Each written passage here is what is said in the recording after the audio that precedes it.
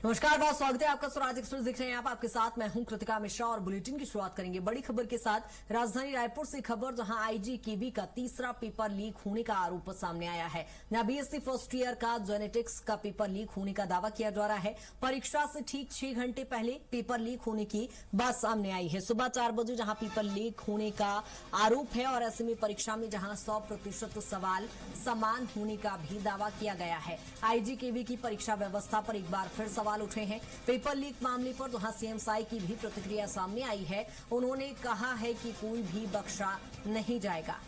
यहाँ पेपर के ठीक 6 घंटे पहले पेपर लीक का ये बात सामने आई है। हालांकि दावे तमाम तरह के किए जा रहे हैं। इसको लेकर सीएम विष्णुदेव साई ने भी प्रतिक्रिया दी है। उन्होंने कहा कोई भी बख्शा नहीं जाएगा। कांग्रेस लगातार सवाल उठा रही है कि पेपर लीक का कानून बनने के बाद और भी पेपर इस तरह के मामले लगातार सामने आ रहे हैं। सर देखिए, कोई बख्शे नहीं जाएंगे। इस पर भी जांच होगी और दोषीदारों के ऊपर भी सख्ती से कार्रवाई होगी। और इसी पर ज्यादा जानकारी के साथ सहयोगी प्रियांशु हमारे साथ जुड़ गए। प्रियांशु, आईजी केवी का तीसरा पेपर लीक हुआ है। लगातार छत्तीसगढ़ में अभी इसी को लेकर गहमा गहमी बनी हुई है, लेकिन ठीक परीक्षा से 6 घंटे पहले पेपर लीक होने का दावा किया जा रहा है। बिल्कुल, देखिए लगभग तीसरी बड़ी घटना है आईजीकेवी में। जिस तरीके से पेपर लीक का जो मामला सामने आया है, जिस तरीके से जेनेटिक्स, फंडामेंटल ऑफ जेनेटिक्स का जो एग्जाम था 19 अगस्त को सुबह 10 बजे, और लेकिन तड़के सुबह 4 बजे लोगों के, स्टूडेंट्स के व्हाट्सएप ग्रुप में जो है परीक्षा का प्रश्न पत्र भेजा गया और वह 100% वही प्रश्न पत्र था जो परीक्षा में जो सवाल पूछे गए थे।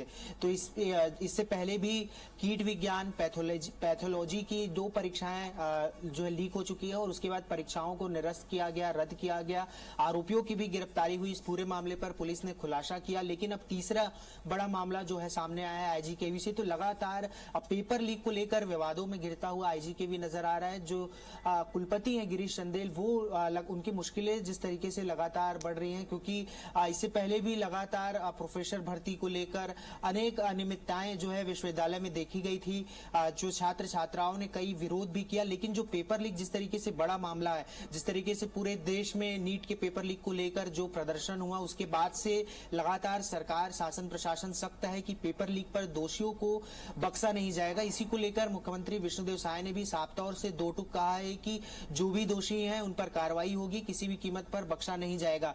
तो जिस तरीके से लेकिन 2 से 3 बार ये घटनाएं हुई है और एटीकेटी की परीक्षा थी, जो परीक्षा फंडामेंटल ऑफ जेनेटिक्स है, ये एटीकेटी की परीक्षा थी, मुख्य परीक्षा भी नहीं थी। लेकिन उसके बावजूद जिस तरीके की लापरवाही बिल्कुल प्रियांशु, लेकिन जिस तरह से आपने कहा सीएम साई यहाँ पर दावा करते नजर आ रहे हैं, इससे पहले भी लेकिन जब 2 घटनाएं सामने आई है तो तीसरी घटना की पुनरावृत्ति होना कहीं ना कहीं गंभीर सवाल खड़े करती है कि लगातार ये तीसरी बार पेपर लीक होना एक बड़ा मामला हो जाता है। ऐसे में एक्शन को लेकर अब क्या बात कही जा रही है? सीएम ने दावा तो किया है कार्रवाई को लेकर, लेकिन सिस्टम के यदि अंतर्गत हम देखें तो क्या एक्शन लिए जा रहे हैं?